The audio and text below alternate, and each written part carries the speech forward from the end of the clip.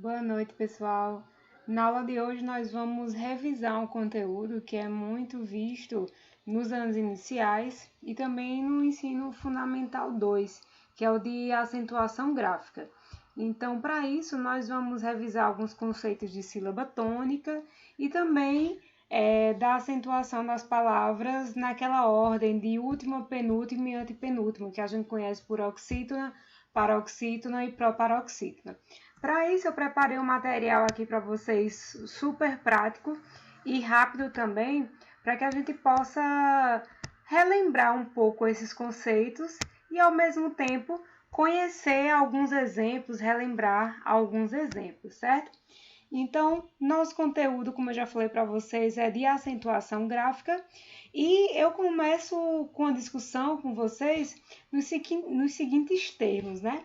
Embora a escrita não seja exatamente uma transcrição da fala, ela procura, muitas vezes, registrar alguns aspectos importantes na pronúncia das palavras, que é exatamente a posição da sílaba tônica, que a sílaba tônica é exatamente a sílaba mais forte da palavra, aquela que a gente pronuncia mais fortemente. Então, na língua portuguesa, todas as palavras que contêm mais de uma sílaba, ela tem uma das sílabas que é pronunciada de um modo mais acentuado, ou seja, de um modo mais forte do que as demais. Então, é isso que vai determinar a tonicidade de uma palavra ou a tonicidade de uma sílaba. Na gramática em si, há uma classificação para essa tonicidade, que é de oxítonos, paroxítonos e proparoxítonos, como eu falei para vocês anteriormente. E também são considerados tônicos alguns monossílabos, ou seja, aquelas palavras que têm apenas uma sílaba, certo? Então, a gente tem que levar em consideração dois aspectos. Todas as palavras, à exceção dos monossílabos átonos, têm uma sílaba tônica. E na escrita, só algumas dessas sílabas tônicas vão receber acento. Então, quando a gente pronuncia, todas as palavras, menos os monossílabos tônicos, eles vão ter uma sílaba que se destaca. Já na escrita, a gente não vai ter todas essas sílabas destacadas acentuadas, somente alguma delas. Porém, mesmo sem acento, a gente consegue perceber essa tonicidade de determinada palavra. Então, vamos lá às nossas classificações. Então, a gente vai estudar essas três posições, né, a partir das regras de uso dos acentos. Então, nas palavras oxítonas, o que é uma palavra oxítona? É aquela que tem a primeira sílaba a última sílaba acentuada. Algumas pessoas costumam dizer a primeira, mas eu costumo dizer a última. Então, acentua-se as palavras oxítonas terminadas nas vogais A, E e O, seguidas ou não de S. Então, tem que prestar atenção nessa exceção. Então, pá, pé, que são monossílabos, né? Mas a gente tem sofá. Perceba que na palavra sofá, a última sílaba, que é o fá, que é a sílaba tônica e por isso ela é acentuada. Pajé, curiós, karatê, bebê ou bebês. Então, essa é a regra de que se acentuam as palavras oxítonas terminadas nessas vogais, certo? Também acentuam-se as palavras oxítonas com mais de uma sílaba terminada em ou ens, como alguém, parabéns, ninguém, ok? Então, todas essas palavras que terminam em ou em ens, elas vão ser acentuadas. Então, isso é uma regra geral que vai caber para todas as palavras que você estiver lembrando aí que terminem em ou em ens, reféns, refém, todas elas serão acentuadas, ok? E, por fim, acentuam-se as palavras oxítonas terminadas em ditongo aberto e tônico, como é o caso dos ditongos ei, el ou oi. Como, por exemplo, anéis, que está no plural, mas como há o ditongo ei, então ele é acentuado. Céu, que é o ditongo eu. Chapéus, mesmo no plural, a gente continua com ditongo, então permanece a acentuação da palavra oxítona. Herói, cowboy ou cowboys e assim sucessivamente. Então a gente vai aprendendo essas acentuações também por associação, né? Por semelhança de palavras. Todas as outras palavras que vierem à mente e que possuem essa mesma posição de tonicidade com o uso desses ditongos também serão acentuadas e também serão palavras oxítonas, ok? E a gente passa para as palavras paroxítonas. Na verdade, as palavras paroxítonas, elas têm um pouquinho mais de regras de acentuação, certo? Então, quais são as palavras que vão receber o acento gráfico, sendo uma palavra paroxítona? Então, as paroxítonas terminadas em i, is ou us. Então, júri, táxi, biquíni. Perceba que agora o acento não é mais na última sílaba, e sim na penúltima, certo? Então, júri, o acento é no ju, que é a penúltima sílaba. O táxi, biquíni, mas todas elas precisam ser terminadas em i, is ou us, como ônus, grátis, biquíni, esses exemplos todos que eu coloquei aqui para vocês. As palavras também terminadas em L, N, R, X e PS.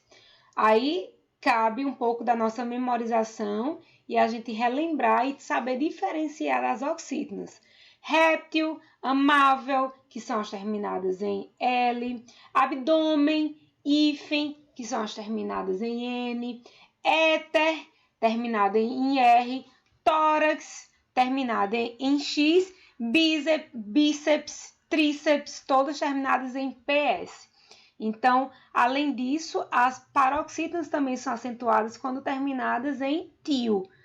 Atio, AS tio, AO tio, AOS tio, que no caso seriam os plurais, né? O an e ans, ão e ãos. Então, a gente tem ima e o mesmo serviria para imãs. Órfã, órfãs. Órgão, órgãos. Então, a gente tem aí a mesma classificação de paroxítona quando a palavra está no singular e vai para o plural. A gente também tem essa mesma classificação de paroxítona com as palavras terminadas em on e ons. On, ON, singular, ONS, plural. Íon, íons, elétron, elétrons. Então, vocês tanto colocam aí a acentuação quando a palavra estiver no singular, quanto a palavra estiver também no plural, ok? Palavras paroxítonas terminadas em singular ou uns, plural. Álbum e álbuns. Fórum e fóruns. E assim sucessivamente, todas as palavras aí que você conseguir relembrar que tenham essa mesma finalização, essa mesma regra, digamos assim. E por fim, a gente tem a última regra das palavras paroxítonas, que são aquelas terminadas em EI ou EIS, no plural. No caso, a gente tem aí o ditongo, ou então o ditongo acrescido do marcador de plural. Vôlei, jockey ou jockeys, réptil, répteis, amável, amáveis. Então, quando houver essa finalização no plural EIS ou a finalização no singular EI, a gente tem uma palavra acentuada e ao mesmo tempo paroxítona, ok? A gente vai agora, por fim, para as palavras proparoxítonas. Na verdade, todas as palavras proparoxítonas, elas são acentuadas, certo? Existem as regras das oxítonas, existem as regras das proparoxítonas, mas todas as palavras proparoxítonas são acentuadas. Aí você me pergunta, professora, mas um exemplo para isso? A palavra proparoxítona é aquela que tem a primeira sílaba da palavra e que precisa ser acentuada. Então, geralmente, a palavra proparoxítona, ela tem 3 sílabas e sempre a primeira sílaba será acentuada, como no exemplo da palavra página. página. A primeira sílaba é o pá, que é uma palavra proparoxítono e por isso é acentuada. Você pode procurar várias outras palavras que possuem 3 sílabas, que é proparoxítono e também será acentuada, ok? A gente tem alguns casos especiais aqui, né? Nas palavras oxítonos e paroxítonos. Acentua-se o I e o U tônico dos hiatos. Só que quando eles ocorrem sozinhos ou seguidos da palavra S. Então, a gente tem aí o exemplo da palavra Piauí. Então, a gente acentua esse I final porque ele faz parte do hiato e está sozinho. Então, a gente vai acentuar o I. A mesma coisa vai acontecer com Baú. Então, esse U é acentuado porque há um hiato e o U fica sozinho na sílaba, certo?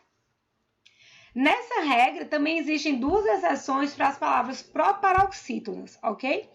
Não vão receber o acento o I e o U tônico também dos hiatos quando forem precedidos de ditongo. Então, percebam que geralmente há exceções quando a gente está tratando de hiato, que é o quê? É justamente a separação aí de 2 sílabas ou de 2 vogais. Então, feiura,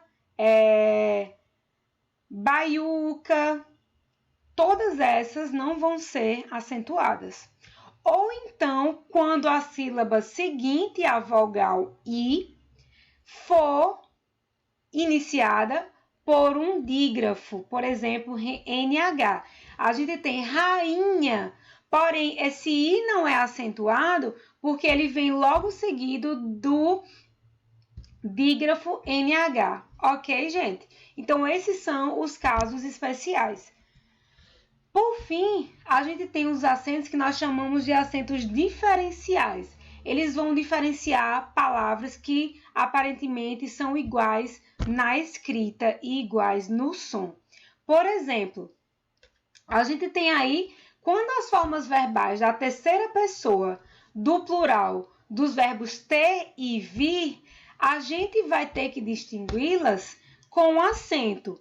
Como a gente tem aí, eles têm, como eles, terceira pessoa do plural, a gente coloca o acento circunflexo no tem, que é para marcar o plural. No singular, ficaria ele tem, sem o acento circunflexo. Da mesma forma, ocorre em ele vem, sem o acento, e eles vêm com um acento. Então, percebam que esse acento aí a gente chama de acento diferencial, que vai marcar singular e plural. Vem singular sem acento, vem plural com acento, ok? Outros casos também são precisos, né, desse acento diferencial, como é o caso do verbo pôr, né? Quando a gente tem aí ou infinitivo verbal, mas também encontrado numa palavra composta como pôr do sol. Aí a gente usa o acento diferencial do circunflexo. Porém, a preposição por não usa acento. Por exemplo, eu andei por toda a cidade. Esse por aí é uma preposição, logo não recebe acento diferencial. Outro acento diferencial vai ser da palavra que, quando for um substantivo, interjeição ou quando o pronome ocorre no final do enunciado, certo? Você disse o que, então esse que no final vai ser acentuado. Os outros ques, como o pronome relativo, por exemplo, não vão ser acentuados. Tudo bem? A gente tem também o acento do porquê. A gente tem aí, não sei o porquê disso. Teve até um errinho aqui de digitação, não sei o porquê disso. Quando esse porquê aí for um porquê substantivado, o porquê, a gente vai receber também o acento. Da mesma forma, quando a gente usar o porquê no fim de uma frase, a gente utiliza o acento igual o que da frase de cima, certo? E a gente tem o porquê, conjunção, que escreve junto, que não vai ter o acento. Portanto, há essa diferença aí do porquê com acento, o porquê junto com acento e o porquê junto sem acento, certo? E a gente tem também as palavras pode, né? Que é a forma verbal singular no passado,